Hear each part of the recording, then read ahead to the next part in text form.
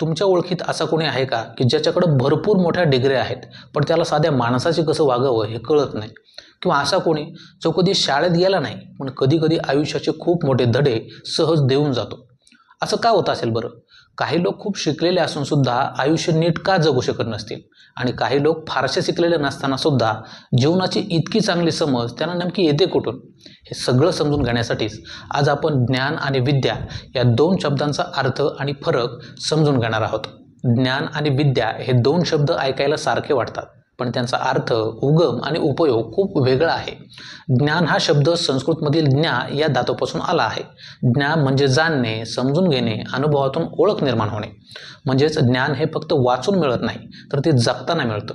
अनुभव, चुका, निरीक्षण, आत्मचिंतन यामधून ज्ञान तयार होतं. जीवन आपल्याला जे शिकवतं तीच खरी ज्ञानाची शाळा असते. दुसरीकडे विद्या हा शब्द संस्कृतमधील विद या धातूपासून आलेला आहे. विद म्हणजे शिकणे, अभ्यास करणे. विद्या म्हणजे शिस्तबद्ध शिक्षण. शाळा, कॉलेज, गुरु, अभ्यासक्रम, परीक्षा, डिग्र्या या सगळ्याशी विद्या जोडलेली असते. विद्या शिकवली जाते, मोजली जाते आणि प्रमाणपत्रात बांधली जाते. आता हे थोडं सोप्या उदाहरणातून पाहूया. एखाद्या माणसाला माहिती आहे की आग गरम असते. खोटं बोलल्याने नाती तुटतात, रागात घेतलेले निर्णय नुकसान करतात आणि संयम ठेवल्यास अनेक समस्या सुटतात. हे सगळं ज्ञान आहे. हे ज्ञान त्याला पुस्तकातून नाही तर आयुष्यातून मिळालेलं असतं.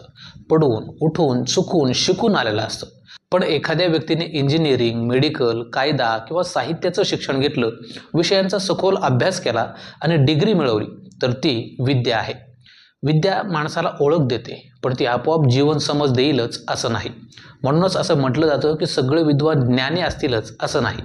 एखाद्या डॉक्टरकडे वैद्यकीय विद्या असते पण रुग्णाशी सहानुभूतीने बोलायचं कसं, त्याला मानसिक आधार कसा द्यायचा हे ज्ञान असेलच असं नाही.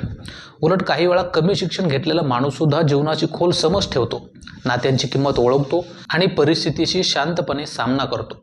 फक्त विद्या असेल तर माणूस अहंकारी होऊ शकतो, कोरडा होऊ शकतो. आणि फक्त ज्ञान असेल पण विद्या नसेल तर समज असते पण दिशा नसते.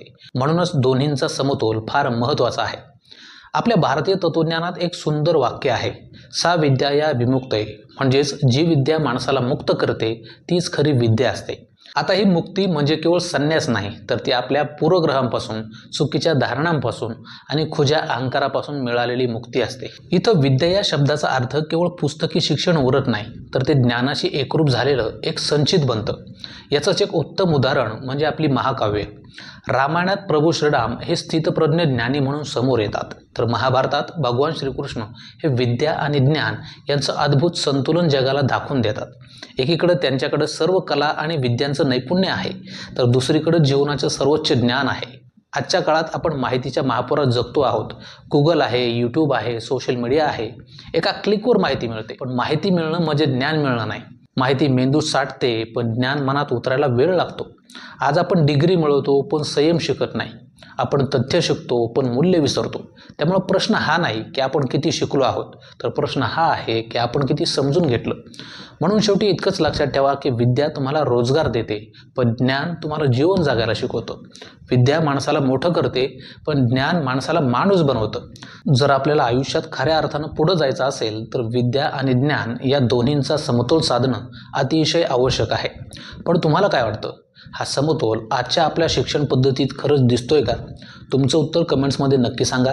माहिती जर आवडली असेल तर लाईक करा, शेअर करा आणि असेच नवनवीन व्हिडिओज पाहण्यासाठी चॅनलला सबस्क्राईब करा.